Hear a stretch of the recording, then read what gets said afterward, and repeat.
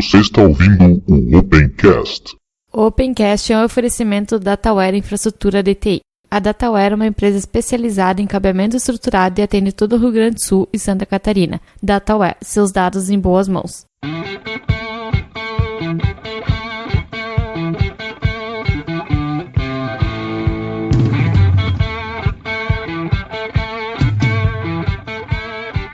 Está começando mais um Opencast, o seu podcast sobre tecnologias livres. Hoje eu, Ivan, e juntamente aí com o Diego. Tudo bom, Diego? Boa tarde, Ivan. Boa tarde, ouvintes aí do Opencast. Bom dia, boa tarde, boa noite a todos, né? Como sempre. Né? E novamente nessa mesa bidimensional, né? Uhum. Apenas em dois aqui, comentando notícias. Pois é. Bom, vai ser mais um episódio de notícias aí, né, pessoal? Como o Diego falou. Em breve vai vir novos episódios temáticos aí. Só a gente conseguir agendar mesmo, que daí a gente traz mais temáticos. Que não é muito a coisa mais fácil do mundo, né? Ainda mais depois de passar a semana que tivemos Latinoair, que até teria convidados pra vir, mas tá todo mundo com compromisso na Latinoair, né? Pois é. Ficou mais ainda. Todo mundo lá em Foz do Iguaçu, né? Isso. Na verdade, todo mundo indo fazer compras no Paraguai, né? Se bem que com dólar alto é meio complicado. Não sei. Pelo menos ir visitar, né? Um pendrivezinho, um cartão de memória, todo mundo compra. Espaço da comunidade. Vamos começar o Espaço da Comunidade deste episódio, lembrando novamente o que é o Espaço da Comunidade, para quem ainda não entendeu. O Espaço da Comunidade é o local onde a gente fala um pouco sobre o que aconteceu no outro episódio, a gente lê os comentários dos ouvintes, porém, não é esse o único objetivo do Espaço da Comunidade. Um dos objetivos do Espaço da Comunidade é divulgar a comunidade, ou seja, se você tem um evento, algum projeto, alguma coisa que você quer que a gente fale aqui em algum episódio, só você mandar pra gente no e-mail, que vai ficar aí no final do Espaço da Comunidade, e tem no site lá também para vocês entrarem em contato com a gente, e a gente vai divulgar eventos, ou seja lá o que for que vocês mandarem pra gente, além de repercutir os comentários, né, das pessoas aí sobre o último episódio sempre aqui. Às vezes, eventualmente, a gente vai também falar sobre episódios mais antigos também. Voltando então ao Espaço da Comunidade, o que nós temos hoje para falar? Continuamos lá com a nossa loja aberta, funcionando com produtos na área de TI aí para vocês, principalmente na área de redes, e aquele cupom lá continua existindo, né? Se você digitar o cupom de desconto Opencast no final quando você já tiver seu carrinho ali pronto finalizando o pedido, você vai ter 7% de desconto. A nossa loja é oferecida pela empresa Dataware, a qual eu sou sócio, então pode confiar que não tem perigo ali, vocês comprarem, vocês vão receber. Se você estiver interessado em algumas camisetas aí do site, algumas coisas assim, nós temos também lá no site Vitrine Pix, né, tem o link aí para vocês dar uma olhada, então tem camiseta e caneca lá para vocês poderem comprar e colaborar com o site. Nós ainda estamos mudando o nosso plugin ali do site, então continua não aparecendo na página inicial os episódios, no entanto eles estão aparecendo na categoria do Opencast, tem link aí pra vocês, mas eu pretendo em breve resolver isso, que eu já achei onde é que tá o furo, então nosso player HTML5 vai aparecer para todos aí em breve. Para quem quer colaborar aí com o site também, nós temos aí o site, o link, né, Colabore, onde vocês podem ver ali uma maneira de colaborar, ou esporadicamente ou até mensalmente mesmo. Tem uma maneira ali de você fazer por PayPal uma colaboração mensal. A gente vai ter aí uma opção. Em breve nós temos um grupo no Telegram e provavelmente a gente vai abrir para as pessoas que estão colaborando mensalmente. Não importa a quantia, a gente vai abrir para essas pessoas até para participar. É um grupo onde a gente discute o que vai entrar no Opencast e outras coisas também. Às vezes a gente foge um pouco do tema ali, mas é sempre o pessoal que participa do Opencast e participa do site. Bom, agora vamos para os comentários então nessa semana. Começando pelos e-mails, né? Nós recebemos 2 e-mails. O primeiro é do Alan Paulin. O Alan, ele disse o seguinte: boa tarde, Ivan. Sobre o programa, mais uma vez, vocês sempre trazem notícias muito bacanas para nós do mundo do software livre. Agradeço por ter lido meu e-mail no início do programa e, bem como você falou, Blumenau não é fraca em software livre. Tanto que no dia que eu vi o programa, descobri um evento sobre software livre da comunidade blumenauense de software livre que vai ocorrer no dia 24/10. Aproveito então para divulgar, para quem gosta e tem interesse, vai ser no dia 24/10 na UniAselv, de Indaial, cidade vizinha aqui. Os ingressos custam R$30 e podem ser adquiridos via internet no site, que eu vou deixar aí o link lá no site, mas é bluesol.org. Então, sobre malware e vírus para Linux, concordo com vocês que o melhor antivírus é o bom senso. Achei engraçada a parte que vocês comentaram de quando instala Linux numa máquina, a pessoa habituada com Windows já pensa em instalar isso, instalar aquilo, antivírus, descompactador, switch de escritório, coisas que no mundo Linux geralmente já contamos com boas ferramentas na instalação da distro. Enfim, gostaria de comentar também que tenho curiosidade em conhecer conhecer os sistemas BSD e gostei muito do programa sobre OpenBSD. Além disso, quero elogiar o programa sobre Debian, onde as curiosidades sobre a relação com o Toy Story também eram novidade para mim. Parabéns pelo programa e abraços. Então esse foi o Alan Jason Paulin de Blumenau, Santa Catarina, que ele trabalha com telefonia móvel, mas quer aí descobrir o mundo do software livre. Obrigado, Alan, pelo teu comentário e pela indicação do evento também, que a gente vai deixar ali em destaque no episódio. O outro comentário é do Leonardo Soares, que ele começa assim: Olá, me chamo Leonardo Soares, sou operador de computadores no Rio de Janeiro e uso Linux desde 98, 99. Comecei com conectiva Parolin, que veio em um CD encartado numa revista genérica que ganhei, pois até então só tinha ouvido falar de Linux em listas de discussão. Desde então venho tentando, mesmo que mais na parte pessoal, usar o máximo de software livre e ou open source. Hoje uso Debian e Xubuntu, mas ainda uso Windows em algumas ocasiões, principalmente no trabalho. Não tenho problema com o sistema operacional desde que rode as ferramentas que preciso. Já trabalhei na área gráfica e em outras suportadas por essa. Desde 2003, 2004 troquei definitivamente Photoshop pelo GIMP e já vinha procurando alternativas ao Corel Illustrator como o SodPod e logo depois seu fork, o Inkscape, que não larguei mais. Bom, eu nem sabia que era fork de alguma coisa, o Inkscape. Continuando, né? A única coisa que eu usava no Photoshop e que não tinha de maneira tão simples no GIMP eram as ações, mas hoje não sinto falta desse recurso porque faço muita mais coisa no Inkscape. Quanto ao Corel Illustrator, para o meu uso não faz muita diferença, e com o tempo o Inkscape ganhou muitos recursos e outros foram aprimorados. Hoje em dia não me vejo usando Photoshop, Corel, etc, pois já sou muito acostumado com a dupla GIMP e Inkscape, e aliás quase tudo que faço é no Inkscape. Uso o GIMP apenas para tratar fotos, fazer alguns recortes e remover planos. Eu gerava caminhos sobre seleção nele também e depois importava no Inkscape, mas atualmente consigo fazer isso direto no Inkscape. Uma amostra mais ou menos recente de parte de um projeto que anda a passo de tartaruga, mas um dia sai, né? Tem aqui o link para vocês dar uma olhada. É um vetor com muita liberdade da capa do jogo Frogger do Atari. Talvez por sorte nunca tive problema com os lugares onde imprimo meus trabalhos. Geralmente levo em PDF ou em TIFF. Aliás, para não dizer que nunca tive problema, uma única vez mandei um arquivo SVG para recortar um adesivo e o operador só sabia abrir CDR. Daí tive que mostrar como importar o SVG no Corel. O e-mail já está muito grande, mas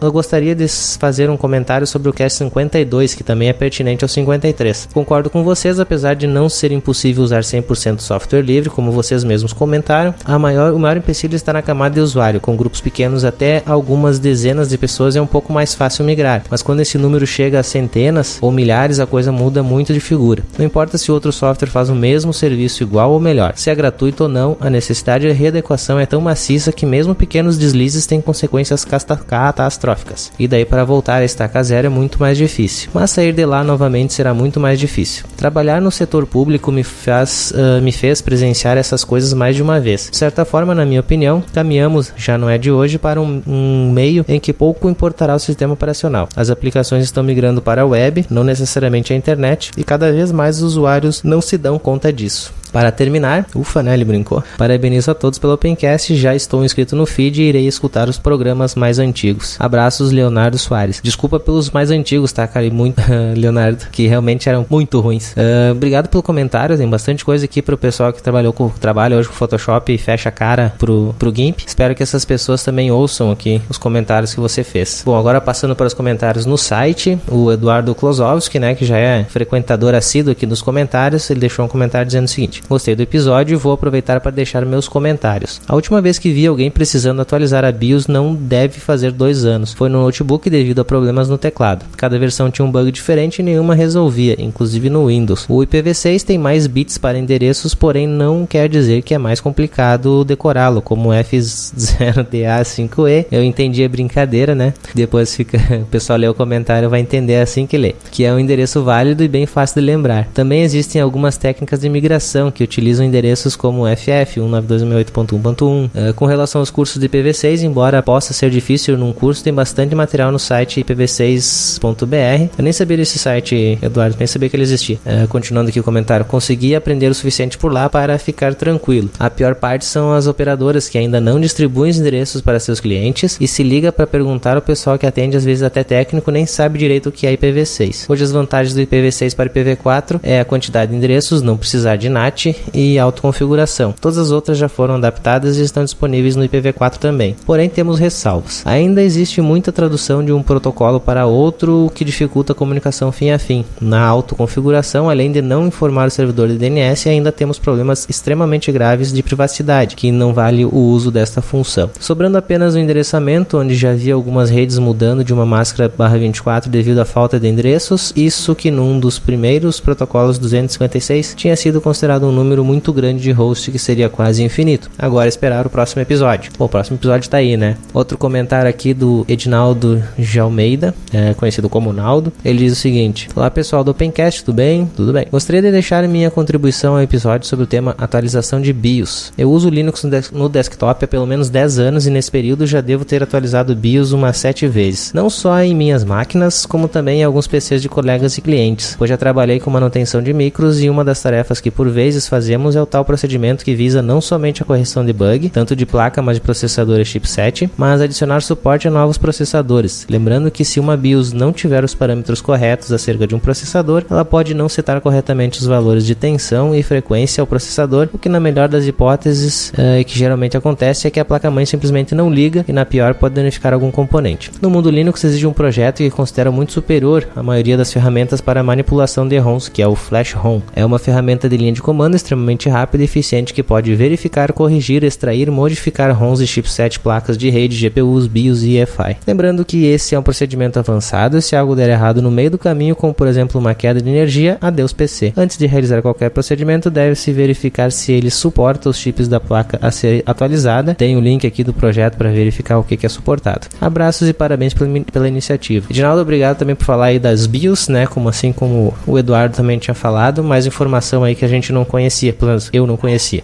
O Edinaldo voltou aqui no comentário de André. Adendo ao comentário, a Flash ROM tem suporte a 450 flash chips, 286 chipsets, 450 placas-mães, 75 PCI devices, 13 USB devices e várias placas de programação de microcontroladores baseados em portas paralelas e serial. Então tem ali um tutorial, ele botou o link também, tá nos comentários para vocês verem. Próximo comentário do Ricardo Berlim. Ele disse: olá pessoal, também estou na espera pelo curso de IPv6, uma opção paga, mas que tem o calendário publicado com um tempo razoável, é o da Escola Superior de Redes, o RNP, com escolas de cursos presenciais em 8 capitais. Vocês podiam patrocinar alguma coisa aqui também, né? Fizemos propaganda de graça agora. O próximo comentário do Robson Dias. Ele disse: olá pessoal, parabéns por mais um episódio. Mesmo com a equipe reduzida, vocês conseguem manter o alto nível do podcast. Quanto ao malware, eu ainda me surpreendo a quantidade de profissionais que mantêm certos serviços mal configurados, não só na plataforma Linux, tanto como na Windows. Hoje eu até prefiro instalar nas minhas máquinas uma ISO minimal e instalando ferramentas e serviços que preciso, mantendo o sistema enxuto e em certos casos ganhando tempo que perderia desinstalando e personalizando quando instalava uma distro completa. Nós até falamos um pouco sobre isso num episódio sobre hardening, se não me engano é o 32, mas eu vou confirmar depois, aí boto o link para vocês darem uma olhada. O Renato Araújo deixou a seguinte mensagem: olá, parabéns pelo podcast, gostaria de fazer um pedido, sugestão de outro episódio sobre games, pois atualmente games no Linux estão crescendo muito e trazendo novos usuários a cada dia. Eu mesmo sou novato e decidi começar um canal no YouTube, que é o FastOS, e mais direcionado a novos usuários e gamers. E vejo que tem muita gente fazendo o mesmo. Mais uma vez, parabéns e continue sempre com o podcast. Obrigado, Renato, aí, pela colaboração. Bom, gente, esses eram os nossos comentários. Quero lembrar vocês aí, quem quiser mandar comentário pra gente, pra ser lido aí no episódio, a gente dá preferência pros comentários enviados por e-mails, né, que é um e-mail opencast@tecnologiaaberta.com.br. Se der tempo, a gente faz os comentários também no site, e se crescer demais, a gente vai ter que começar a dar uma filtrada. Vocês podem entrar em contato com a gente pelas redes sociais, tem Facebook, tem Twitter, Instagram, tem todos os links aí para vocês poderem entrar em contato com a gente e mandar suas mensagens. Mensagens para serem lidas aqui vai ser o que tiver no e-mail, o que tiver no site, até para facilitar, porque no Facebook e Twitter é meio difícil da gente manter um controle, mais sendo apenas eu que faço essa seleção nessa parte dos comentários. Certo, pessoal? Então, obrigado aí, fiquem com o episódio desta semana. Vamos então começar o nosso episódio. Esperamos que dure 1 hora também, né? Acredito que vai. Temos aqui um assunto polêmico lá pro finalzinho, então vai ter que ouvir até o fim pra saber o que é, né? Bom, Diego, vamos começar falando sobre o ZFS no Ubuntu? Pois é, o Ubuntu ele vai passar a ter um suporte no futuro, em um futuro próximo, esperamos, o sistema de arquivos ZFS. ZFS é um sistema de arquivos originalmente da Solaris, integrado ao sistema operacional OpenSolaris e outros produtos da Solaris. E eu não sei exatamente quais são as características desse sistema de arquivos, mas sei que é muito bom e se parece que alguém fez uma sugestão assim pro Mark Shuttleworth e ele aceitou. Ele disse, vamos no futuro próximo, vamos implementar. É o que eu vi, a grande diferencial entre os sistemas de arquivos é a quantidade de dados que ele suporta, né? Sim, o nome do sistema de arquivos é ZFS e a letra Z significa zettabyte. Zettabyte na escala é uma grandeza de armazenamento de dados que é muito grande. Agora não estou lembrando, mas é uma das maiores que estão documentadas ali. Deixa eu ver aqui que tem 1 zettabyte.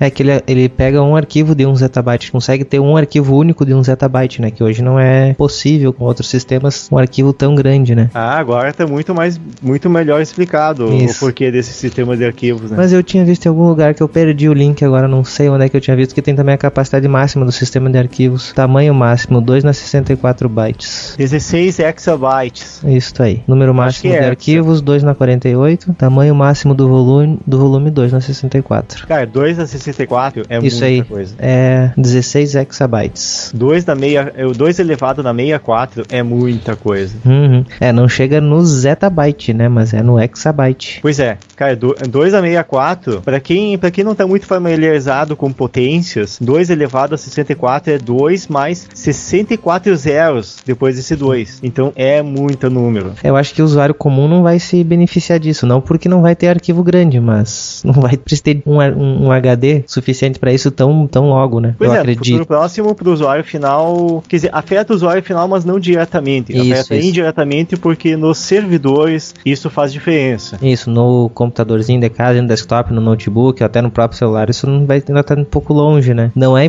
possível, uma hora vai chegar, mas demora um pouquinho. Agora nos servidores, com certeza, grandes volumes de dados que nós temos hoje, né? Assim, hoje se for parar pra pensar em desktop, a gente fala, quando é muita memória, se fala em terabyte. Isso, e mesmo assim, o que se fala hoje em casa? 2, 3, 4 tera, num HD único, fala né? muito mais do que isso. Em um HD único, né? Mas e se falando em desktop ou a nível doméstico, ou próximo disso, não se fala em muito mais do que terabytes, do que alguns terabytes, não chega a uma dezena de terabytes.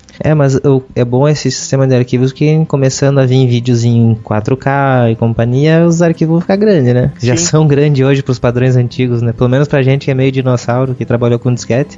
Pois a gente trabalhava com disquete, que é 1 megabyte, 1 megabyte e meio. 1.44. Na prática 1.38, né? Isso. Armazenava. A gente fazia esse esqueminha pra ir pra 2 ponto alguma coisa, 2 ponto... não lembro agora, mas tinha os esquemas lá de aumentar. Tinha uns Paranauê aí. Tinha. Bom, esse aí fica até mais a critério de curiosidade que esse sistema aí, o ZFS. Eu não sei se tem um equivalente pra Windows, né, no mundo da Microsoft, pra tanto armazenamento assim. Olha, eu acho que o Windows só aceita os legados FAT e o NTFS. O NTFS não tenho a menor ideia agora de qual que é a capacidade dele, mas eu tenho quase certeza de que é 4 GB de arquivo único é no FAT32. Tá. Aí tem o exFAT, que é uma versão estendida do FAT, que ele aceita arquivos com mais de 4 GB, arquivos únicos, né? Uhum. E tem o NTFS, que também aceita mais do que 4 GB em arquivo único, mas não sei qual que é o limite. Mas eu tenho quase certeza que é menor do que o limite do ZFS. Tanto que o NTFS, ele nunca foi criado, talvez até tenha sido criado pensando em servidor, lá na década de 90, mas ele não foi pensado, nem se imaginava lá no meados dos anos 90 em tamanhos de arquivos desse tamanho, né? Vamos ver aqui para tirar a dúvida de vez. Então, NTFS é volumes de até 2 terabytes. Será que tá certo isso? 2 terabytes, sim, é um valor De considerável. volume. Mas O volume, não de arquivo. Não tem tamanho máximo de arquivo daí. o NTFS. Diz a Wikipédia, não vou... não dá pra confiar cegamente, é isso que eles dizem. Eu imaginei que fosse arquivo único. Não, 2 terabytes. 2 tera do volume, não o arquivo. Pô, é pequeno. Mas pera aí que eu tô em português, vamos pôr a versão em inglês, nem tinha me ligado. 2 terabytes tem HD de 3 terabytes. Então eu acredito que ele seja arquivo único. E mesmo sendo um arquivo único, 2 terabytes ele é consideravelmente, para não dizer muito menor do que 6 exabytes. Deixa eu ver se eu acho aqui, onde é que tá em inglês aqui. Agora tá melhor aqui. Volume máximo 2 na 64. 2 na 64 outro. Aqui, ó, suporta o mesmo. O NTFS suporta o mesmo. Impressive.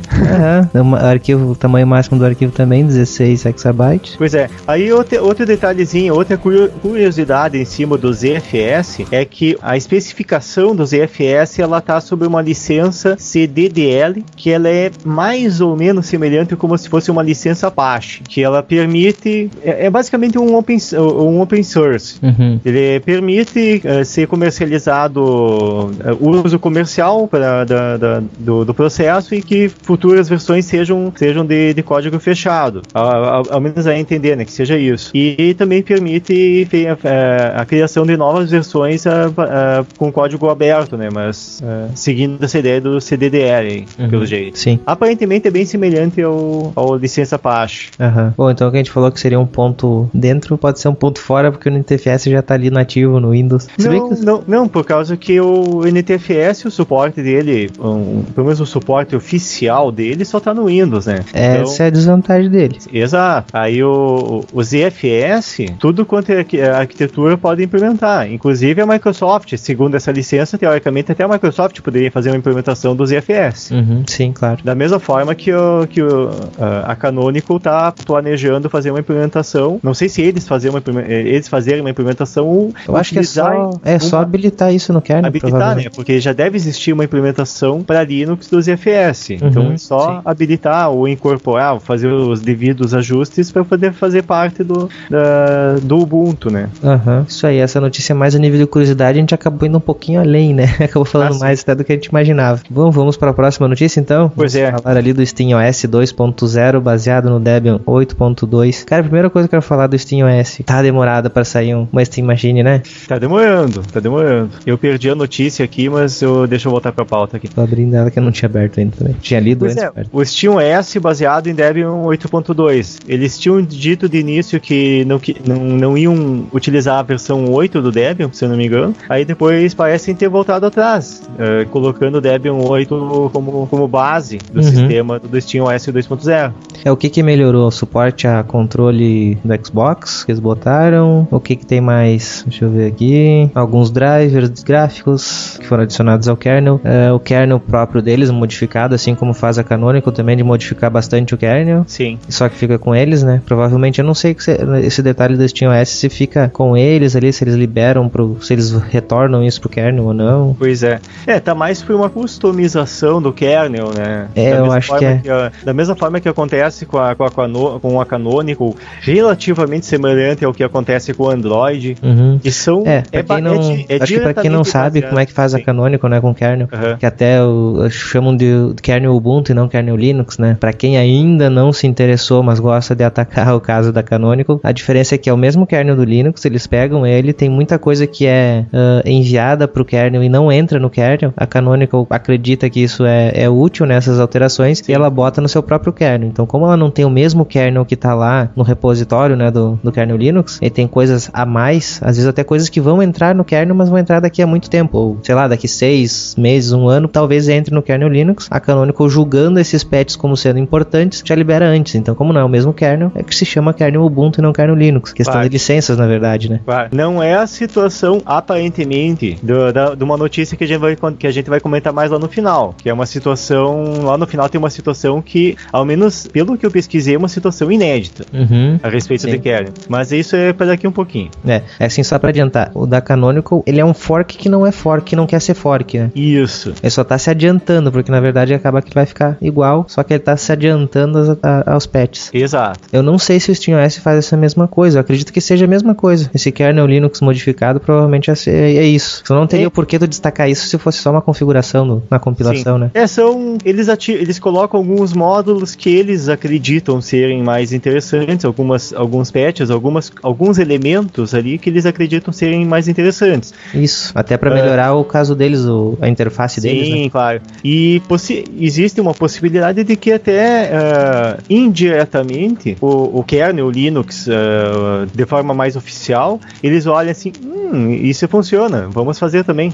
Pode indiretamente influenciar, não, vamos fazer isso aqui também. Parece funcionar ali, parece não ter quebrado o espaço do usuário que o Linux tanto prega, né? E se funciona, possivelmente, tipo, de certa forma um teste. Pode servir, ao menos ser inteligente eles pensarem isso, né?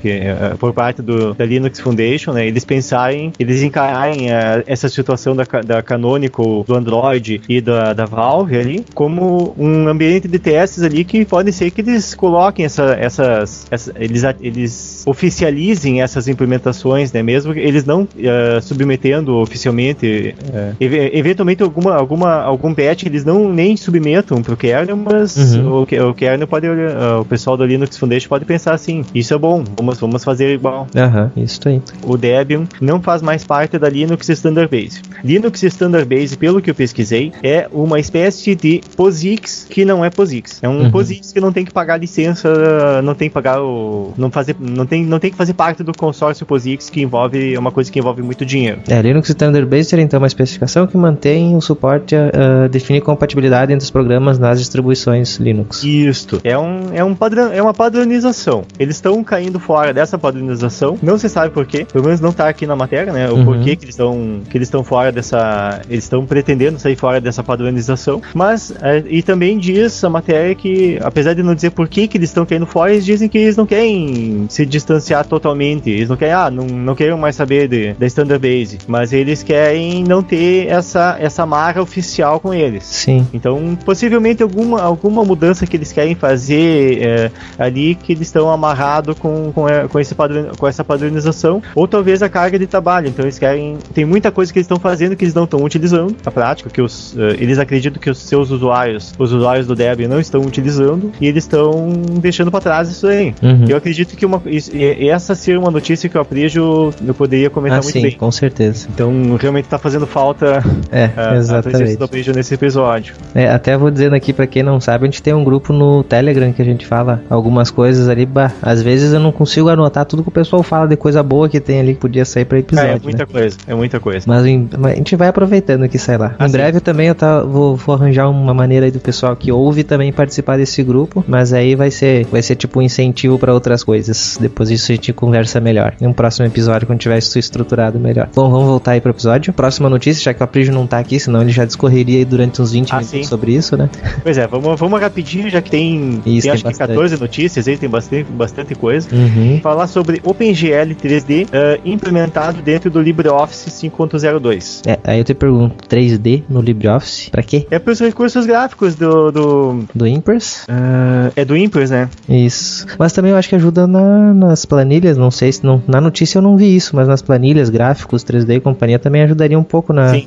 Pra parte, o que utiliza, não na interface gráfica do LibreOffice, mas internamente no funcionamento dele ali, na transição de slides em gráficos efeitos e planilhas ali, toda essa parte de efeitos ali, então acaba sendo interessante utilizar, né? Porque, querendo ou não, parte gráfica tem que ser feita pela placa de vídeo e não pelo processador, né?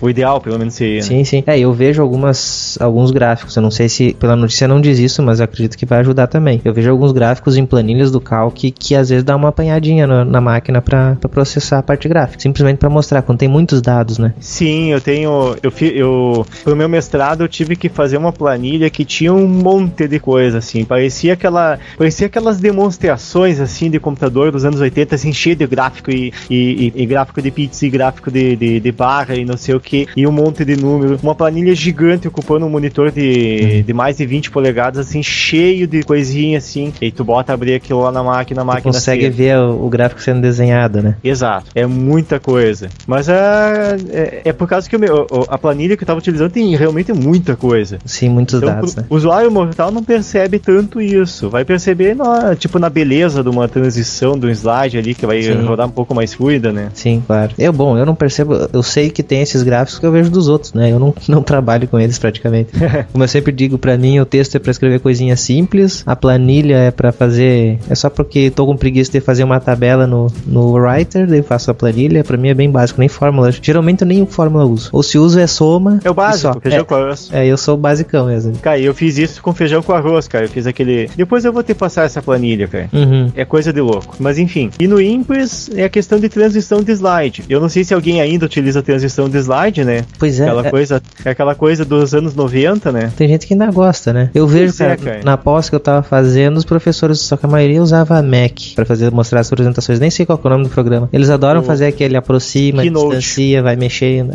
Cara, o meu professor, o meu orientador, ele faz acho que as palavras que poderiam, os adjetivos que poderiam descrever a situação seria papagaiada, perfumaria. Só que acaba ficando bonito. Só que ele faz umas papagaiadas assim, que ele bota assim, por causa que quanto mais energia que está sendo consumida no circuito eletrônico, mais calor ele gera. Aí quando a palavra calor, a palavra fogo, calor ali, aparece uns foguinhos queimando.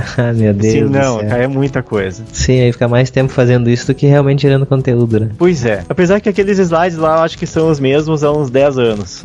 Mas enfim, whatever. Muita gente ainda acaba utilizando, mas na prática, quem vai realmente apresentar slide assim, acaba convertendo para PDF. Eu sempre faço isso. Porque a pior coisa que tem tu chegar a apresentar um slide, não tem aquela fonte instalada na máquina que vai ser utilizada para apresentar. Eventualmente não tem o LibreOffice, ou não tem se tu faz em Microsoft Office, seja na máquina não tem Microsoft Office. Na versão que tu precisa. E a versão, né?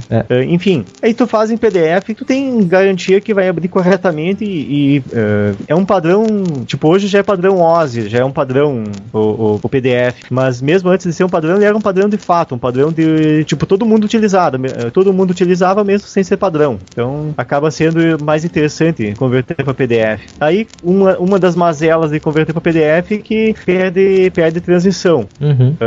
Não chega a ser ruim na maioria dos casos não chega a ser ruim. Na maioria dos casos o que importa é o conteúdo mesmo, né? Sim, claro. Lógico, alguns tentam botar já, estruturar, só que aparece só depois que eu falar tal coisa que devo aparecer a outra parte do mesmo slide. Claro, que tem questão de animação, que não é aquela animação, aquela transição de slide exatamente. Isso. Tem animação que você tem um gráfico ali que você quer mostrar ponto 1, ponto 2, ponto 3, ponto 4. E você quer que esses pontos apareçam dentro do mesmo slide, sem estar trocando de slide. Tem como fazer isso através de uma gambiarra que você vai duplicando o slide, mas não fica bonito. Normalmente as pessoas fazem isso, duplicando o slide, aí o número do slide vai trocando, mas a animação, entre aspas, acontece na troca de slide. Mas enfim, é um exemplo bem simples, mas acho que a utilização que acontecer de animação seria essa. E pelo que eu vejo, assim, não é muita gente que utiliza realmente, que é uma situação que realmente precise de animação e não tenha como ser de outra forma, como essa que eu citei, e acaba sendo possível fazer em PDF tranquilamente. Uma coisa que a gente não falou, eu não prestei atenção se tu falou, é qual a versão do LibreOffice que tem essas atualizações, né? 5.02. Isso, tu tá usando a 5? Eu instalei a 5, não lembro qual versão da 5, acho que não é essa última não. Eu tô ainda na 4.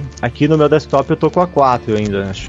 Eu só tenho uma máquina em um ambiente de trabalho que tá com a versão 5. Todos os outros ainda estão com a versão um pouco mais antiga. Eu continuo na 4 ainda, vou demorar pra ver isso. Enquanto lá no site do LibreOffice não disser que a 5 tá pronta pra produção, eu não vou usar. Cara, mas eu quero me incomodar. Eu encontrei uma situação, não sei se chega a ser um bug. Talvez tecnicamente seja um bug, mas acaba sendo um pequeno empecilho, porque eu tô toda hora trabalhando, em alguns momentos eu tô em máquina Windows, eu tô em máquina Linux, tô em máquina macOS, e todas elas com LibreOffice. E versões, às vezes versões diferentes do LibreOffice. Como eu disse, versão 5, versão 4. E aí aconteceu recentemente uma situação que eu fui fazer um pôster e eu gerei ele no macOS, o PDF, e parecia bonitinho o gráfico. Eu ia gerar o PDF desse pôster eu ia carregar esse arquivo de LibreOffice na máquina Linux ou na máquina Windows, e ele aparecia com alguns... a fonte aparecia distorcida em algumas situações do gráfico. Aí eu abri esse mesmo arquivo que eu tinha aberto anteriormente e estava distorcida a fonte aberta no Mac e apareceu ok. E parece ser bem aquele problema típico de fonte não instalada. Cara, eu já presenciei isso também. Aí, na prática, eu resolvi o problema. Eu fiz toda a edição do arquivo em outras máquinas, mas a geração final do PDF na máquina com macOS. Eu presenciei isso também, cara. Não é exclusivo pra ti, não. Eu fiz abre aspas, renderização, fecha aspas, fiz no macOS. Mas enfim, só uma situação assim que aconteceu comigo. E só pra exemplificar, né, pra falar, é um pequeno empecilho que eu encontrei no LibreOffice, mas mesmo assim utilizo há um bom tempo tento utilizar apenas o LibreOffice, né, porque muitas vezes eu recebo documento que está em Microsoft Office, eu tenho que fazer pelo menos uma conversão dele para poder continuar trabalhando no LibreOffice. E fiz toda a minha dissertação em LibreOffice, né, então... Não foi pro LaTeX? Não. Eu tentei, mas da mesma forma que eu tentei aprender VA e acabei continuando no Gedit e no Nano, o mesmo aconteceu com o LaTeX. Eu tentei aprender o LaTeX, eu respeito muito quem sabe usar o LaTeX, porque realmente fica bonito ver uma dissertação feita nele, mas eu me ambientei melhor com a ideia do editor gráfico, assim mesmo. Eu confesso que eu tô contigo, cara, também não consegui me adaptar ao LaTeX. É LaTeX ou é LaTeX? Não sei, um deles é baseado em borracha. Vamos depois ver com o Ag na próxima participação dele. Vamos anotar pra perguntar se é LaTeX ou LaTeX. Eu acho que geralmente o pessoal fala LaTeX. No Brasil sim, né? Mas vamos ver qual que é a pronúncia correta. Eu acho que é LaTeX, mas vamos ver. Pois é. Vamos pra próxima então? Pois é, uma notícia aí um pouco mais tranquila, assim, dois videozinhos, duas animações. Quer dizer, são 2 episódios, né? De uma série de animações falando como que seria o mundo sem Linux. Na primeira ele fala sobre a internet, né? A primeira é sobre a internet e a segunda é sobre GPS. Isso, na primeira então mostra lá o que tu faria se tu precisasse encontrar alguma coisa e tu não tivesse a internet hoje. Teria que ir na biblioteca, eu já fui muito na biblioteca procurar coisas, porque não tinha internet, e aí tu demoraria dias pra achar, no caso eles pegam de uma música, não é? É a música, eu não tô lembrando do nome da música, mas é uma música do Michael Jackson, acho que é Billie Jean. Billie Jean. Enfim, uma situação da pessoa ter que fazer uma pesquisa, que música é essa? E a pessoa poder pesquisar na internet, no smartphone, uma situação assim, numa situação corriqueira, e no caso deles ali, eles dão um exemplo, se não tivesse Linux, como é que funcionaria? Por quê? Porque a internet sem Linux hoje não existir, talvez não seria bem a expressão, mas que seria bem sofrida, seria, né? Tecnicamente já existia internet antes de existir o Linux, né? Tecnicamente já existia. Tecnicamente talvez poderia ser possível existir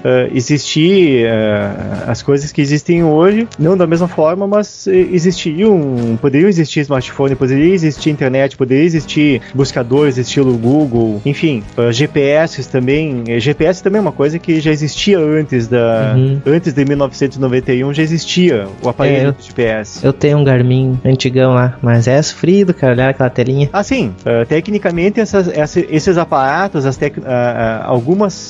tecnologias-chave desses episódios já existiam. Eu entendo esses episódios como assim, um exemplo de hoje, na situação atual, hoje se não existisse mais Linux. Da mesma forma que tem aquele programa, eu acho que é do History Channel, o mundo sem pessoas, o mundo depois das pessoas, depois dos humanos. Seria uma coisa mais ou menos semelhante a um exercício mental equivalente ao desse seriado. Isso seria, se hoje nós tirarmos o Linux de tudo. Exato. Como que a gente ia ficar, né? Exato. Se hoje tirar o Linux, acaba. A internet para de funcionar. Com certeza. Para a internet. Para a internet, aparelhos de GPS, eu diria que a maioria dos aparelhos de GPS utilizam Linux. Talvez aqueles mais comuns que tinham no início, no início da popularização dos GPS que tinham o mapa gráfico, assim, alguns talvez utilizassem algum outro tipo de firmware, alguma outra solução ali que não fosse baseada em Linux. Eu não tenho certeza. Cara, eu vou dar uma olhada no que eu tenho lá na empresa. Provavelmente deve existir. Eu não tô falando daqueles GPS lá do 1994 que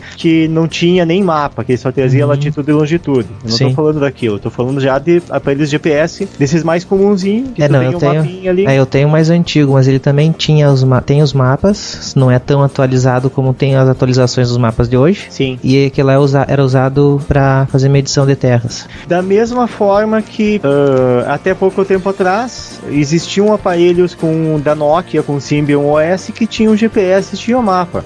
Sim. Então, tecnicamente existia. Esse é um exemplo. Mas não com a facilidade que tem hoje. Exato. É questão da infraestrutura que está por trás hoje, inclusive.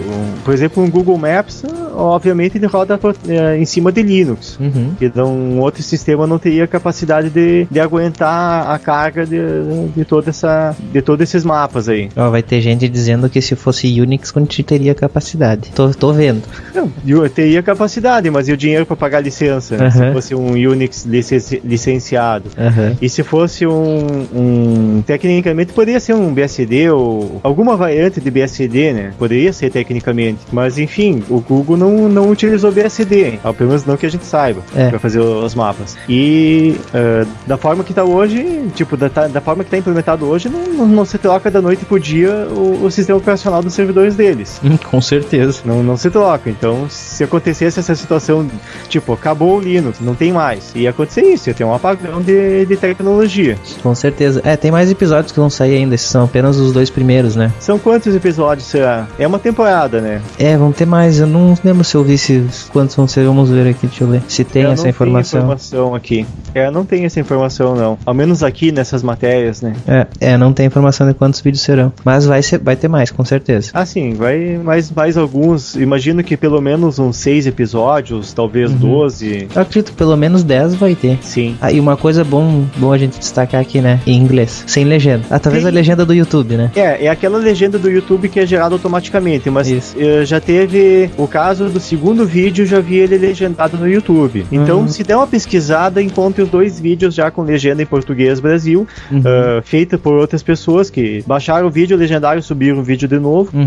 Se alguém quiser fazer isso pra gente publicar, também a gente faz. Mas, pessoalmente, eu acredito que não seja necessário legenda, porque a historinha ela é tão autoexplicativa, apenas pelo gesto, pela expressão facial dos personagens, que eles poderiam estar falando blá blá blá blá blá, que daí pra entender. Com certeza. Daí pra entender facilmente, independente da língua que eles estivessem falando. Os 2 episódios. E é um inglês e é um inglês assim, bem facilzinho de entender, não é o bicho. Bom, a próxima aqui pode ser que gere polêmica, né, pra quem não viu, mas foi provado que a loja do Ubuntu, né, pros Ubuntu Phone, tá tão desprotegida quanto já foram as lojas da Apple e do próprio Android, né? Tem malware lá dentro, é fácil de entrar, inclusive. Pois essa situação, eu acho que a forma que dá pra chamar, dá pra nominar essa situação é que ocorreu uma prova de conceito. E houve um desleixo também, né? Sim.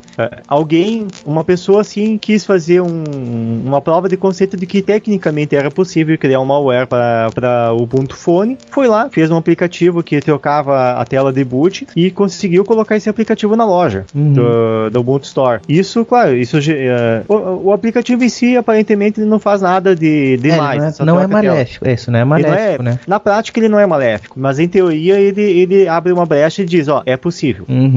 Isso aí pra mim provou que na verdade na ânsia de querer aplicativos e mais aplicativos, porque a quantidade de aplicativos ainda no Ubuntu Phone é pequena, o pessoal meio que fez os vistas grossas e nem olhou realmente o que o aplicativo fazia, só chegou lá e apertou o botãozinho de aprovar. Basicamente foi isso. O que, claro, depois que foi submetido isso, a própria comunidade reportou que esse aplicativo não era um aplicativo que não devia não devia estar ali, né? Não devia estar ali, estava infringindo as normas.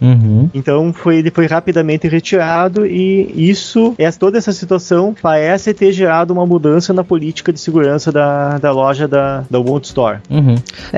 Na verdade o que acontece é que o Ubuntu está passando pelos mesmos problemas que tanto o Android quanto o Apple, né, o iOS passaram no início. E provavelmente o Windows Phone passou pelas mesmas coisas. Mas a impressão que eu tenho é que eu não sei como é que é no Android, mas a impressão que eu tenho é que no Android especificamente você publica o aplicativo lá, seja o que for, eles devem ter algum tipo de heurística, como se fosse um antivírus que detecta, que faz uma primeira triagem. Aí passando nessa primeira triagem vai para a loja. Aí depois são os próprios usuários que ao longo da utilização que vai ser feita uma análise maior que vai dizer se vai continuar ou não na loja. Sim. Então acho que é para tentar agilizar Sim, a publicação. Na Apple não, na Apple é mais complicado para te entrar. Aí tem uma análise aplicativo a aplicativo. Na Apple, né, como diz o Og. Isso, na Apple.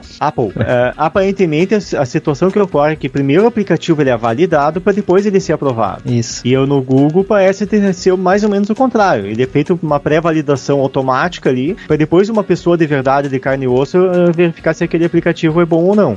Isso. E na Apple parece ser o contrário. Parece que primeiro tem que ter uma pessoa lá de carne e osso para ver se aquele aplicativo é bom ou não, de fato, ou uma heurística muito boa para poder detectar se vale ou não deixar passar aquele aplicativo. Tá, mas sabe o que eu achei mais interessante nisso tudo aí que aconteceu com o Ubuntu Store? É a Canonical responder rapidamente ao problema, removeu o aplicativo, elogiou a relação com a comunidade, assumiu o problema, né? Assumiu o problema, resolveu o problema. Ponto. E não ficou, nós não temos problema, isso daí foi alguma coisa, não sei o que, não tentou arranjar desculpa. Assumiu que tinha o problema, solucionou com o jeito que dava, que era remover da loja. Sim. Deu pra ver que eles não têm o poder de remover aplicativos dos celulares que estão já instalados com multitouch, que senão eles fariam isso, eles conseguiriam remover, eles não fizeram isso. Pode ser que tenham, né, mas se tem essa capacidade, eles não deixaram isso claro. O indício deles não terem essa capacidade é porque eles pediram para usuários que instalaram esse aplicativo para eles removerem esse aplicativo. Ou seja, então, dos males a gente conseguiu tirar alguma coisa proveitosa. Sim, pelo menos é um indício de que a Canonical não tem essa possibilidade. Ou se eles têm, eles não utilizaram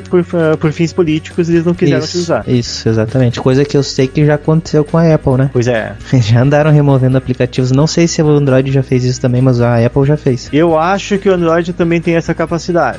Eu não falo porque eu não lembro de ter lido nada sobre isso. Eu acho que sim, mas pelo menos parece não ser comumente utilizado. Eu não tenho nenhuma lembrança de ter sido utilizada essa característica. Eu sei que quem tem essa característica é o da Amazon, o leitor de books da Amazon, o Kindle. Ah, sim. Sim. Só que está mais relacionada... Não, eles têm realmente essa capacidade. A princípio, essa capacidade seria relacionada quando a pessoa troca de país. Aí você tem um livro que é permitido... Por exemplo, a pessoa vai viajar do Brasil para Argentina, sei lá. Aí tem um livro que está disponível no Brasil e na Argentina não está disponível. Chegou lá, conectou o Kindle, apagou o livro. Será que ele apaga ou ele só retira o acesso na biblioteca quando tu tá lá? Não sei exatamente. Eu tenho um Kindle, só que eu nunca viajei para algum... Na verdade, nunca saí do país, né? Pois é, eu ia fazer um teste equivalente a esse, só que relacionado ao Netflix, quando eu fui pro Uruguai, e acabei não fazendo. Porque eu acabei descobrindo que lá tinha também a Netflix, mas eu fiquei curioso de saber assim, o que acontece se eu, com a minha conta brasileira do Netflix, tentar logar nele em um país que não tem Netflix? O que acontece? Sim. Eu fiquei com essa dúvida. E o equivalente também acontece para N serviços, né? Sim. Bom, vamos... Fica essa dúvida, né? Mas enfim, é só uma... Vamos em frente, que tem uma notícia aqui que eu desaprovo. O Wine para Android. E aí? A possibilidade de rodar aplicativos do Windows no Android. Tem alguns poréns, né? Pelo que diz na matéria aqui, ele rodaria só em processadores Intel agora, né? A empresa Codeweavers, que é quem mantém hoje o Wine comercialmente, está querendo portar então pro Android o Wine para rodar os aplicativos Windows. Pelo que eu vi, são aplicativos Windows mesmo, desktop. Sim. É a mesma coisa que faz nos outros, não seria tipo aplicativos do Windows Phone, até porque não faria sentido, né? Todos que estão no Windows Phone tem para Android e muito mais. E daí, o que tu acha dessa ideia, cara? Eu acho uma péssima ideia. Porque como diz, né? O Wine roda o vírus também do Windows, né? Pois é. O que eu não tinha reparado na notícia que é só para Android x86. Então isso eu não tinha reparado.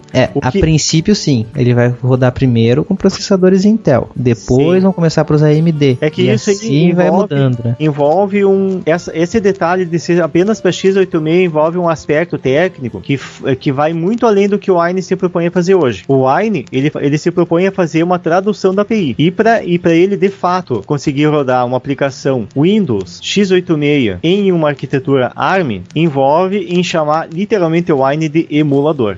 Nesse caso sim, porque ele está mudando de arquitetura totalmente, né? Exato. Não é uma questão de princípios, porque o Wine não é emulador. Não é essa questão de nomenclatura, não é por causa disso. É uma questão técnica, por causa que tem que fazer essa conversão de ARM para x86, ou no caso da aplicação x86 para rodar em um processador ARM. Então, e não é uma coisa simples. De fato, hoje já existe o emulador DOSBox, que ele é um emulador do sistema operacional MS-DOS para x86 em arquitetura ARM. Isso existe. É possível tecnicamente rodar um game antigo para MS-DOS em um celular Android. É possível. E pessoalmente eu já fiz isso. Já rodei alguns joguinhos antigos no celular. Pessoalmente fica uma droga porque não tem teclado. Mas é por essa questão técnica de não ter um teclado físico.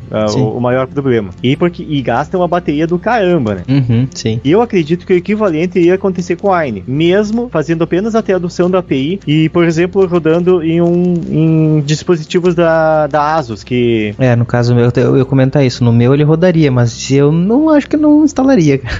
Não sei, eu acho que não vale a pena. Mas sempre vai ter algum maluco querendo fazer isso. Eu tenho um Zenfone 5, que é a primeira versão, né? Eu imagino que vai ter algum maluco que vai querer fazer alguma coisa, rodar alguma aplicação que só tem pra Windows, sempre vai ter algum louco. Ou algum game. Cara, o que seria legal é se tu pegar um aplicativo que roda na tua empresa, que não tem uma versão pra Android, né? Não tem aplicativo pra Android, tu rodar o aplicativo da tua empresa ali enquanto não é desenvolvido. Pois é. Talvez aí entra, né? Entra no problema que eu falei, que eu relatei aí, do MS-DOS. Tu não tem a melhor comunicação, a melhor interface de usuário para trabalhar em um celular. O celular, ele é um celular. Um tablet é um tablet. Usualmente, você não conecta teclado físico e mouse em um tablet. Tecnicamente, em vários dispositivos é possível fazer isso, mas usualmente as pessoas não fazem isso. Você não é comum você ter máquinas ARM rodando Android com teclado e mouse. Claro que tem o notebook do Google aí com Android. Agora eu não lembro o que seria o antigo Chrome OS, né? Que foi substituído por Android. Então poderia ser visando esse mercado. Que você tem uma máquina que tu tá com um monitor grande, você tá com teclado, você tá com mouse. Claro, no estilo notebook, você tá com uma tela, um teclado e um mouse, como se fosse um PC.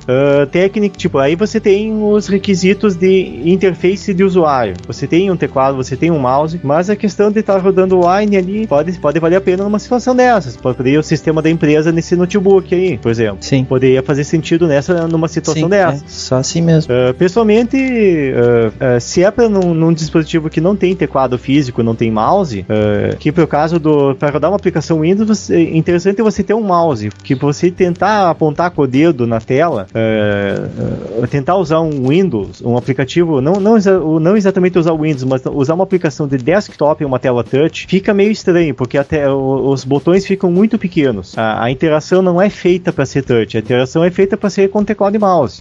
E quando tu tá num celular ou num tablet, a interação é feita para ser com os dedos na tela, e apesar de também funcionar com teclado e mouse. Eu tive uma época atrás, eu tive um tablet que ele tinha uma porta USB, e eu cheguei a conectar teclado físico e mouse nele, até para saber como é que o Android reage a teclado e mouse. O mouse funciona normalmente, assim, não tem nada de diferença. O teclado também funciona ali, apesar de não ter as teclas de função corretamente aí, né? Porque os teclados que a gente tem usualmente, eles são baseados para PC mesmo, não para outras arquiteturas. Mas basicamente fica como uma curiosidade isso aí. Pode ter uma utilidade no futuro ali, dentro desse nicho de mercado, mas se não acaba sendo uma curiosidade. Da mesma forma que eu instalei o DOSBox no Android para fazer um teste, para ver se é possível rodar jogos de MS-DOS no Android, e de fato é possível, mas efetivamente conseguir jogar é outro esquema. Não é que fica lento o jogo fica com uma velocidade boa. O ruim é usar as entradas, né? Pois é. Falta o mouse e teclado. Principalmente teclado. Isso. No caso do MS-DOS, principalmente teclado. Faz falta um teclado físico para fazer uma situação dessa. Mas enfim, é uma curiosidade. E outra coisa só destacar que eles não fazem ideia de como vão ganhar dinheiro com isso, né? Porque a princípio o aplicativo seria gratuito também na Play Store. Publicidade? Provavelmente vão encher de coisinha lá de. Vai ter aquele bannerzinho que vai aparecer no canto ali, que vai atrapalhar. Então, próxima notícia: o Java, a partir do ano que vem, ele vai deixar de utilizar vários plugins, incluindo o Java, Unity. Unity é um plugin? Unity como plugin para jogos no navegador. Ah, tá. Pois não é interface gráfica. Não, é o terceiro sentido da palavra Unity que eu descubro, né? Unity é interface gráfica, é engine de jogos e também plugin para navegador para rodar jogos. Seria o mesmo Unity de jogos que tu jogaria no desktop, só que tem um plugin para rodar internamente no navegador. Pois é, vivendo e aprendendo. Que agora já não há mais necessidade que ele tá fazendo lá. Então, primeiro que eles vão agora meio que integrar o negócio ali, né? Pelo que deu pra ler na notícia. Sim. Que então vai rodar direto pelo Firefox mesmo, não vai ter... Hoje tem como transformar em WebGL, né, se não me engano. Ah, sim, tem. E tem o próprio Vulkan, né, que tá aí. Vai. Aí que... Exatamente. Agora aqui vai naquilo que nós já tínhamos falado até do Java, né, que o pessoal continua insistindo em usar essa porcaria. Os bancos brasileiros, a maioria, até teve um comentário lá que tem um banco que não usa, que o Bradesco não usa, só que daí não usa a porcaria do Java, mas o banco é uma porcaria. É a minha opinião pessoal. Tá? O banco é uma porcaria. Mas aí ia forçar um pouco o pessoal a parar de usar esses negócios, né? Sim, porque é Java, Silverlight, plugins NP API.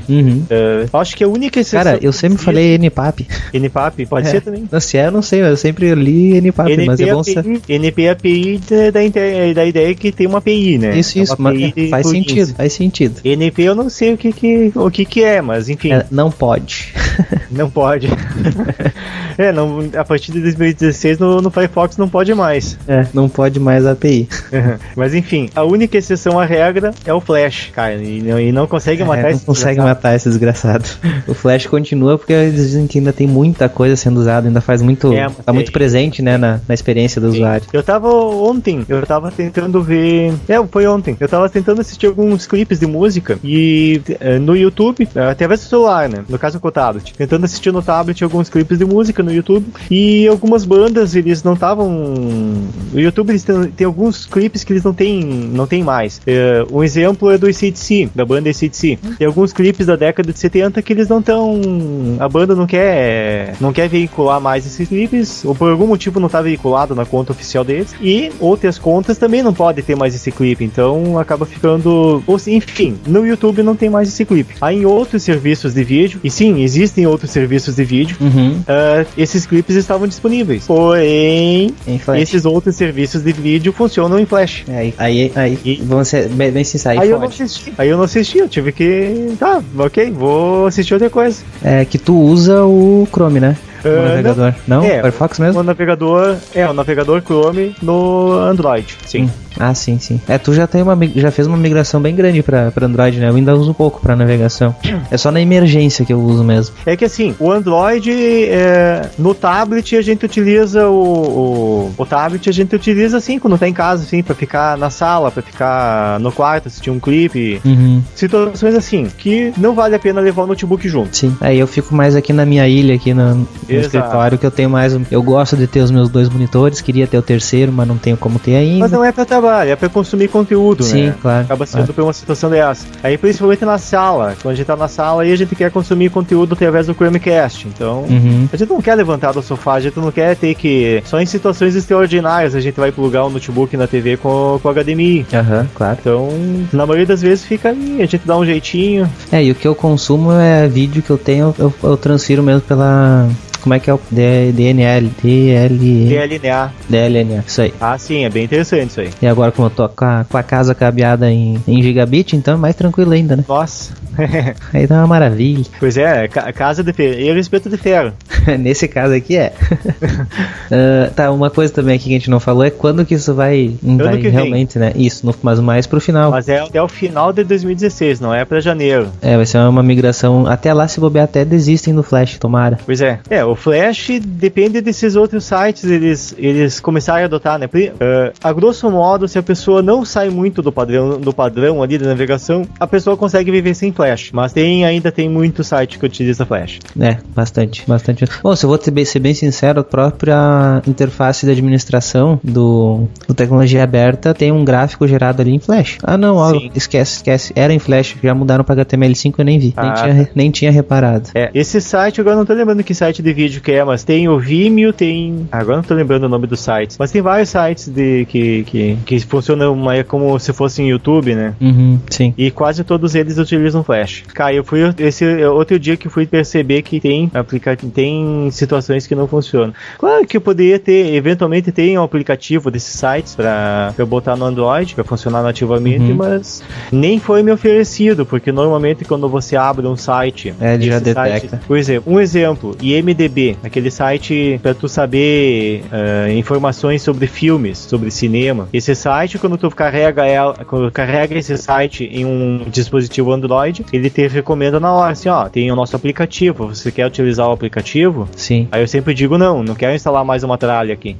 Mas é um site Mas ele que oferece, funciona. sim. Ele oferece, mas é um site que ele funciona bem ainda em forma de site, mas esses aí de vídeo não, porque não tem como assistir. Bom, agora Ok. pra terminar com a história, nós temos duas notícias que meio que se correlacionam. A primeira é sobre o Linux, né, o ambiente de trabalho e colaboradores do kernel. Tem um fork aí que apareceu e Pois a saída de alguns colaboradores também, né? No caso, é uma notícia de saída de dois colaboradores e dois colaboradores grandes lá de dentro, É né? muito importante.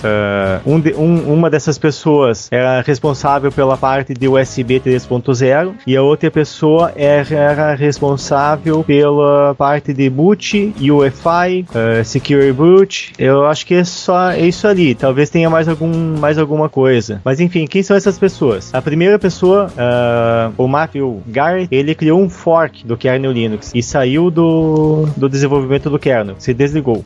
Qual o motivo? Cara, ele alega, na verdade essas duas pessoas alegam situações bastante semelhantes para terem abandonado o desenvolvimento do kernel, que são pessoas que não gostaram do ambiente de trabalho, consideram que é um ambiente agressivo demais, que é, a grosso modo, assim, orientado a palavrões, por motivos de não acham que é um ambiente tóxico, assim, que não é um ambiente de trabalho bom. Enfim, e a respeito do Matthew Guy, eu nunca tinha ouvido falar de um fork do kernel Linux. Pois é, Posso estar redondamente enganado. Eu também mas eu não nunca lembro. tinha ouvido falar. Eu não lembro, pode ser que tenha aparecido, mas eu não lembro mesmo. É a primeira vez que ouvimos falar de um fork do kernel. A gente já ouviu falar de fork de tudo quanto é outra coisa. De partes dele, né? Mas não do kernel em si. Sim. A gente já ouviu falar, já aconteceu o fork do OpenOffice, que virou LibreOffice, já aconteceu o fork de navegador da internet, já aconteceu o fork de tudo quanto é outra coisa. Mas do kernel a gente nunca tinha ouvido falar. Pois é. Eu dei uma olhada no GitHub desse fork, mas como o próprio código-fonte do Linux é um negócio do cão pra te entender, até eu achar se tem alguma diferença ou não, acho que a gente vai com 6 meses pra frente, pra mim conseguir ver isso. O que tem escrito na matéria aqui é que algumas coisas na interface o Matthew, ele adicionou patches para colocar a interface de segurança no estilo BSD.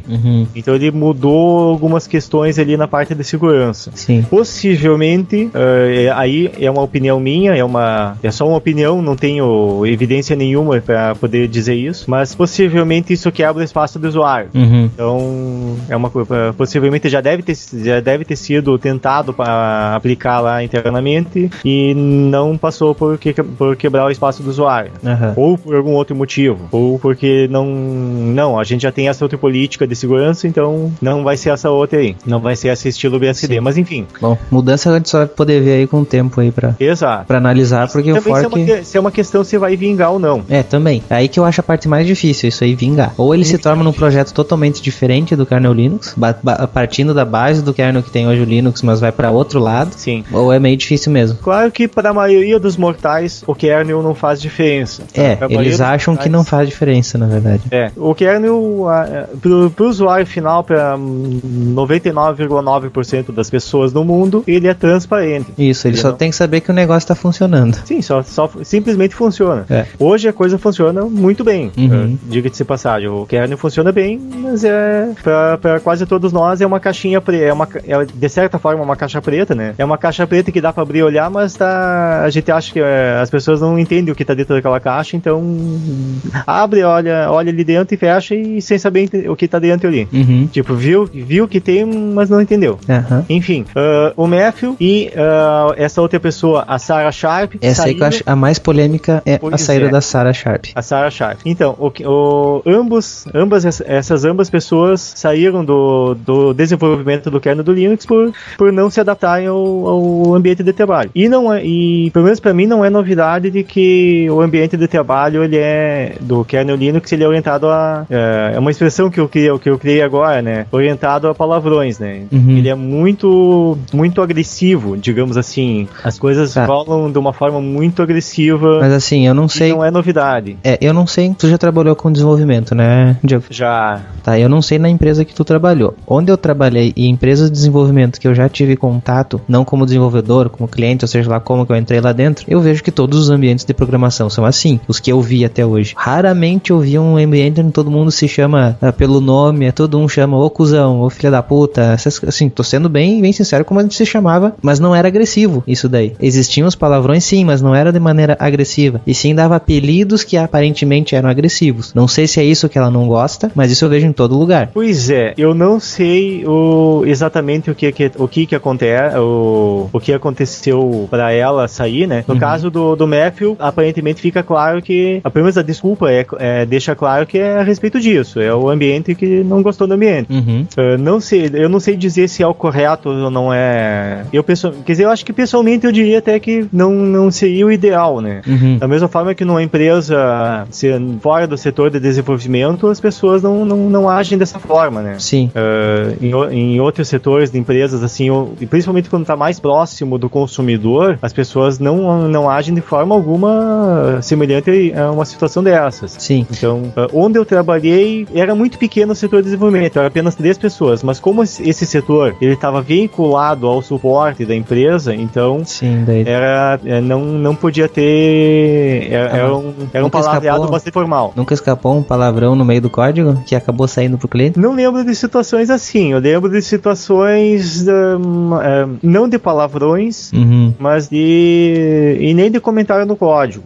Comentário no código, eu só vi palavrão nos meus códigos, assim, e tipo coisa interna, assim, tipo, vai passar pra outra pessoa, passa um pente fino no código pra tirar todo o lixo, tipo, dar uma organizada no código, né, fazer uma faxina, como dizem, né. Sim, a Sarah, ela reclamava também, não é só o ambiente, assim, é o ambiente, mas o que ela reclamava, que o pessoal fazia piadas sexistas, machistas, palavrões também, né. Eu acredito que isso tem... Grosseiros, as pessoas eram grosseiras umas com as outras. Eu acredito que não seja, que é uma reivindicação válida por parte dela, porém eu não acredito que seja exclusividade do kernel, do ambiente do kernel. Eu acho que não é só isso, cara, eu acho que tem mais.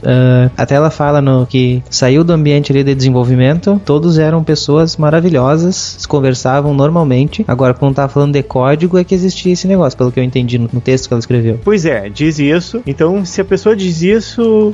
eu acho que tinha alguma coisa a mais. Como as pessoas são, pessoalmente como pessoas, é uma coisa, e dentro daquele ambiente, e lembrando que o ambiente do kernel, ele não é um escritório, as pessoas não estão fisicamente uma do lado da outra, ele não tem uma lista de e-mails, né, na verdade. Sim, e lista de e-mails, quem tá dentro de lista de e-mails sabe como é que é a zoeira, né? E também tem outro problema, né, quando tu escreve um e-mail, tu não tem entonação, a pessoa lê como ela quer, ela entona a tua voz, tipo, eu pelo menos quando tô lendo um e-mail, eu tento ver, entonar na minha mente como é que a pessoa estaria falando comigo, e às vezes não é do jeito que a pessoa quis falar, né? É um problema de comunicação, porque a comunicação, a melhor comunicação de todas é a comunicação presencial e por voz, a pessoa podendo ver os gestos, as expressões faciais da outra pessoa, poder ver as expressões corporais da outra pessoa, toda essa série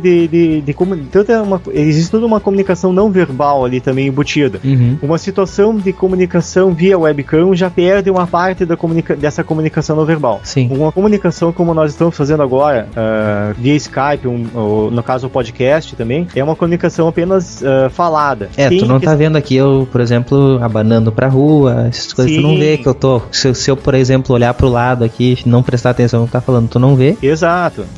Perde-se toda essa comunicação não verbal. Mas ainda tem a entonação de voz. Então, menos pior, né? Exato. Se eu quero falar uma frase irônica, pessoas que já tenham escutado eu falar alguma outra vez, provavelmente vão perceber essa ironia por causa da minha tonalidade de voz, por uma série de fatores. Aí quando você parte para texto, para um chat, tipicamente um chat ou um e-mail ou uma carta que seja, uma comunicação que seja apenas escrita, você perde essa questão da tonalidade de voz, você perde a questão de gírias muitas vezes. Então a comunicação acaba ficando mais prejudicada. E eu acho que é um dos níveis mais baixos ainda de comunicação e é formal. Sim. É difícil tu passar exatamente o que tu quer, né? Por e-mail. Tecnicamente tu consegue passar. Comunicação escrita, a pessoa escrever e passar uma ideia de uma pessoa para outra de forma escrita é uma arte. Assim, uma ideia técnica tu consegue passar fácil. difícil. Agora, meteu qualquer coisa não técnica, abre possibilidades de interpretações. E abriu possibilidade de interpretação, com certeza vai ser a pior interpretação possível. Assim, acaba sendo bem prejudicado. Claro que daí se a pessoa é minimamente iniciada quer dizer, não é questão de ser minimamente iniciada nessa arte, mas se a pessoa tem a prática, assim, tem a manha, a pessoa pode escrever, tem como escrever, passar essas nuances através de texto. Só que ninguém tem saco. Quer dizer, as pessoas não têm a paciência de escrever isso, ou as pessoas não, ou eventualmente não têm a técnica de escrita que permita passar a ideia de uma forma exata. Então, muitas pessoas, principalmente no Brasil, a maior parte das pessoas não consegue nem escrever um texto direito. Pois é, essa é uma reclamação. Tem um comentário que está em moderação aqui no site que eu até agora não consegui entender o que a pessoa quis escrever. Pois é, se já é difícil a gente tentar sintetizar uma ideia aqui no podcast, de forma falada mesmo, de uma forma informal, já é difícil de tentar sintetizar essa ideia, tentando fazer com que o ouvinte não tenha uma percepção errada, que tenha uma percepção da forma mais correta possível, já é difícil, principalmente, isso acontece principalmente para mim, que falo e falo de novo e tento repetir a coisa para tentar, através da repetição, tornar mais concisa essa ideia. Então imagina de forma escrita. Imagina de forma escrita, fica bem prejudicada essa comunicação. Sim, e voltando ali ao caso então da Sarah, entram outros pontos, né, no texto dela lá, que até a gente tem uma colega nossa, uma amiga nossa que já palestrou sobre isso, que seria sobre as mulheres na área de TI. Não interessa se é software livre ou não, né, e até ela já fez uma palestra no FISL sobre isso, uma ou duas, não sei, foram duas palestras, né. Duas palestras, eu tenho a impressão que uma das palestras ela era uma mesa redonda, a primeira, que ela estava ali na linha de frente da palestra, e na outra palestra eu acho que foi a outra pessoa que apresentou, mas ela estava junto ali. Eu não tenho certeza, tenho que olhar ali, tem o link dessas duas palestras. Isso, eu acho que vamos deixar esses links pro pessoal poder ouvir, e a gente voltar a falar isso até com mais pessoas, a gente pode dar mais opiniões. Sim. Que assim, hoje a minha opinião, com certeza ninguém ia gostar de ouvir. Eu geraria bastante polêmica quanto a isso. Eu acho que vamos deixar o pessoal dar uma lida também. Também vamos. Depois a gente volta a comentar. Pessoalmente, eu acho que é lamentável a saída dela.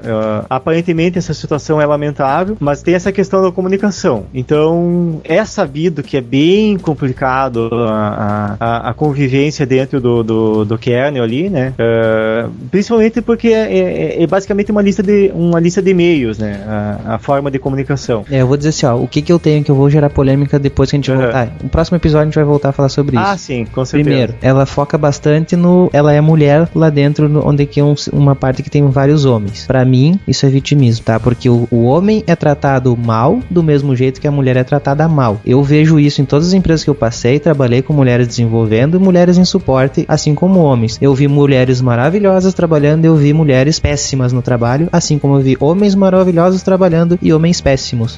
Pra mim, isso é vitimismo, porque alguma coisa desagradou ela, a culpa é do sexismo. Existe? Sim, eu não vou negar. Existe isso sim, mas do mesmo jeito que existe o preconceito com a mulher, existe preconceito também com alguns homens, entre eles também. Por isso que eu digo, o pessoal vai cair daqui na minha cabeça agora. Pois é, eu não sei muito o que pensar a respeito disso, mas eu acho que não é totalmente inválida a posição dela. Quer dizer, não, eu acho que é válida, na verdade, a posição dela, mas eu tenho dúvidas perante ali a questão da comunicação dentro da lista do kernel. Então, principalmente por essa alegação ali de que fora do ambiente do kernel, as pessoas agem de uma maneira e dentro agem de outra. Então, essa incoerência de forma de agir dentro e fora, claro, isso também acontece no Facebook. As pessoas dentro do Facebook, elas são extremamente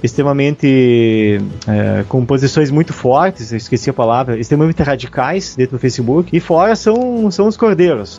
Então, eu acredito que isso também aconteça dentro do ambiente de desenvolvimento do kernel do Linux, né? Então, dentro ali é uma competição muito grande, e o palavreado rola solto, né?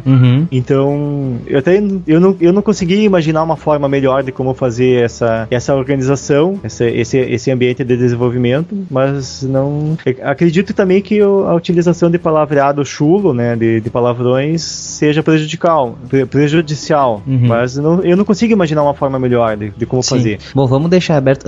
Tu tem ali um podcast para recomendar pro pessoal ouvir também, que fala sobre isso, né? Sobre esse machismo, não é no caso no mundo nerd, mas acho que assim, encaixe também aqui pra gente. Eu acho que fica essa dica aí. Qual que eu deixei? Eu deixei o do Anticast, né? Isso. Ok, aí tem um link ali de um podcast chamado Anticast, que é um episódio que eles falam sobre machismo no mundo nerd. Eu acredito que tem a ver diretamente com essa notícia. E o Ivan Mizanzuki e mais alguns convidados ali, eles discorrem bastante a respeito desse assunto dentro desse episódio ali. Inclusive, um dos convidados nesse episódio específico era a pessoa que fazia a leitura não a leitura de e-mails, mas que fazia a seleção de e-mails para fazer a leitura de e-mails do Nerdcast até um tempo atrás, e essa pessoa contou algumas histórias ali do que aconteceu dentro do Nerdcast. Ele contou alguns podres de que aconteceram lá dentro. Eu vou dizer assim, eu não ouvi ainda, eu vou ouvir agora, depois eu vou baixar. Não vou contar esses podres aí para fazer o pessoal escutar esse podcast aí para saber o que aconteceu, né? Mas enfim, e tem mais algumas mulheres que participam ali também para dar a opinião delas a respeito do assunto, né? Como seria o mais esperado, né? Sim. Vamos fazer o seguinte, tá? Fica essas dicas aí, o pessoal pense, pode mandar mensagens para nós, mandar comentários sobre esse assunto, a gente vai voltar a falar. Eu pretendo trazer mulheres também para falar sobre isso, né? A gente conhece algumas aí que trabalham na área, para ver a posição delas, a opinião delas, quem sabe elas mudam a minha opinião também, né? Mas pra gente ter uma conversa um pouco mais focada nesse tipo de coisa aí também, já que o mundo do software livre foi como eu sei que não é atacado, mas sofreu com isso diretamente e também acabou que coincidiu com outros acontecimentos, isso, né? É um acontecimento assim que repercutiu dentro do mundo do software livre e coincidiu, né, com situações semelhantes em outros universos, né? Coincidiu com esse episódio do Anticast ali também, que uma coisa não tem nada a ver com a outra, em termos, tipo, o pessoal do Anticast, na hora de fazer esse episódio, eles nem sabiam que a Sarah trabalhava no kernel do Linux, que ela tinha saído, não tinha, e a Sarah muito menos não sabia da existência do Anticast. Então, nesse sentido, não tem relação nenhuma uma coisa com a outra, mas tem relação com o assunto tratado. Então vai lá. E essa coincidência, digamos assim. Isso, então fica o convite para todo mundo aí dar as suas opiniões, mandem pra gente, a gente vai falar ou em leitura de comentários ou quem sabe até no próprio episódio, quando a gente fizer sobre isso. Eu acredito que vai ser em breve, não vamos enrolar muito para fazer isso, até porque o assunto pode ficar batido no caso da Sarah, mas eu acho que o assunto em geral não fica batido, né? Não. Existe alguma problemática? Sim, concordo que existe. Pois é, e vamos falar essa última notícia aí pra terminar de um clima mais leve o episódio? Vamos lá. Então só pra finalizar aí. Pra finalizar o episódio, tem uma notícia de um cunho um pouco mais leve aí, só pra entender. E também não tem nem tanto a ver com open source. Não, mas tem com o seguinte, tem a ver com o bom senso. Tem a ver com o bom senso. A mesma coisa que tem segurança em qualquer sistema operacional, seja ele Linux ou qualquer outro, o bom senso é em primeiro lugar, né? Exato. Os mais antigos aí devem lembrar das histórias que existiam um disquete bomba antigamente. Sim, já produzi, inclusive, infelizmente tem que assumir que eu já produzi um. Muito antigamente, as pessoas utilizavam disquete no computador para poder armazenar arquivos, né? Que era aquele disquinho flexível. Uma impressão 3D do botão de salvar, né? Pois é, uma impressão 3D do botão de salvar. Aí, para fazer aquele disquete bomba, abria o invólucro de plástico daquele disquinho e botava... Eu não lembro que material que botava lá dentro, mas botava alguns materiais lá dentro. Eu botava pólvora. Pólvora, fósforo, alguma coisa assim, né? Aí botava aquilo lá, fechava e entregava pra uma pessoa, usa esse disquete aí, ou deixava o disquete numa outra máquina lá, a pessoa ia ligar, e aí na hora de rotacionar o disco lá, tinha aquela pólvora, claro, né? Fazia a maior bagunça, queimava o drive, né? Sim. Pegava fogo no drive, né? Então, fizeram algo mais ou menos semelhante, equivalente com o pendrive. É porque o pendrive tem um pouquinho mais de tecnologia ali, né? Tem mais tecnologia. Não tem pólvora, não tem explosivos em si, mas ele é um pendrive que queima o computador da pessoa. Mas queima mesmo, queima a placa-mãe, não é? Queima a placa-mãe. Claro, se a pessoa tiver sorte, vai queimar só a porta USB, mas dificilmente vai queimar só a porta USB. Sim, dificilmente vai ser só isso mesmo, porque a descarga que ele dá é bem grande. É um pendrive que ele tem um monte de capacitor dentro dele. Quando pluga esse pendrive, a porta USB, para quem não sabe, ela supre uma quantidade pequena de energia, né, para poder alimentar o dispositivo, né, seja um teclado, seja sai cerca de 5 volts, né, na porta USB, então, inclusive dá para carregar celular, né, na porta USB. Então, esse pendrive, ele pega essa pouca energia que sai da porta USB, carrega nesses capacitores e devolve em forma de 220 volts. Sendo que a porta não está preparada para receber energias, né, só para largar energia. Só para devolver, né, só para enviar, não para receber. Isso. Cara, e quando volta essa energia, ela dá uns pulsos assim de energia, cara, queima a máquina em questão de milissegundos. Tem um vídeo ali também. Tem um vídeo que eles pegaram um notebook, plugou o pendrive e apagou a tela. Foi, não sei se deu um segundo, né? Segundo ou 2 no máximo. Não, muito menos. Eu até vou assistir de novo agora aqui. Questão de plugar o pendrive, já para a máquina. Plugou o pendrive um segundo.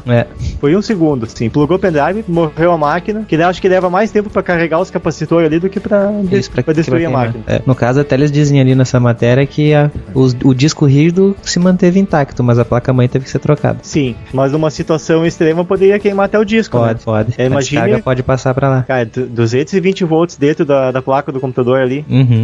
Pra quem não sabe, a placa-mãe de um computador, dentro dela, a maior tensão que trabalha de dentro, eu acho que é 12 volts. Acho que é 12. Se não mudou isso, é 12. 12, e não é em qualquer componente que é 12 volts. Internamente na placa-mãe, eu acho que não tem nenhum que é 12 volts. Eu acho que 12 volts vai para os dispositivos. Vai para acionar o disco rígido, o drive de DVD, as ventoinhas. É para isso que vai 12 volts. No processador vai tensão baixíssima, vai tensão que é menos de 3 volts. No processador, nas memórias, é menos de 3 volts ali. Na USB vai a 5, mas é baixíssima tensão dentro da placa ali. Aí imagine tá largando 220 volts da placa ali. Bom, acho que esse aqui fica mais até por curiosidade e para alertar o pessoal que pendrive desconhecido não se pluga em lugar nenhum, assim como programa desconhecido não se instala no computador, de fonte desconhecida. Qualquer coisa que tu não saiba de onde vem ou que tu viu pela primeira vez, não faça isso, não bote isso no seu computador. Isso serve para software e para hardware, né? Sim, da mesma forma que se você vê um pacote de biscoito no chão, no meio da rua, assim, tu não vai pegar e abrir e vai comer. Exatamente. Tu não vai fazer isso também com o programa e não vai fazer isso com pendrive ou seja lá qualquer outro dispositivo, né? Se tu encontra uma barra de chocolate jogada no meio da rua, assim, tu não vai comer. Boa, ótima analogia. Tu não vai comer aquilo ali, tu vai pensar assim, cara, esse negócio aí eu vou comer esse negócio, eu vou morrer, né? No mínimo vai ter um mal-estar desgraçado, né? Sim. Mas enfim, só pra terminar de uma forma mais descontraída aí, com uma notícia diferente. Então tá, Diego. Chegamos ao final aí desse mais um episódio do Opencast. Muito obrigado pela participação. Novamente, a pauta, tem que botar na pauta by Diego. Muito obrigado pela participação. A gravação aqui nós estamos fazendo em cima da hora da edição, ou seja, você gravar, editar e postar. Eu que agradeço o espaço aí, agradeço o público por ter me aguentado escutar até esse momento, né? Como sempre. Enfim, até o próximo episódio aí. Então tá, não esqueçam de mandar suas opiniões sobre o assunto ali da saída, principalmente da Sarah, sobre o sexismo na área de informática, na área de software livre também, né? Indiferente. Sim, que não é a Sarah Connor, né? Não, é Sharp. É a Sarah Sharp. Isso. Não é Philips, é Sharp. Isso. Então tá, pessoal. Obrigado aí e até o próximo episódio do Opencast.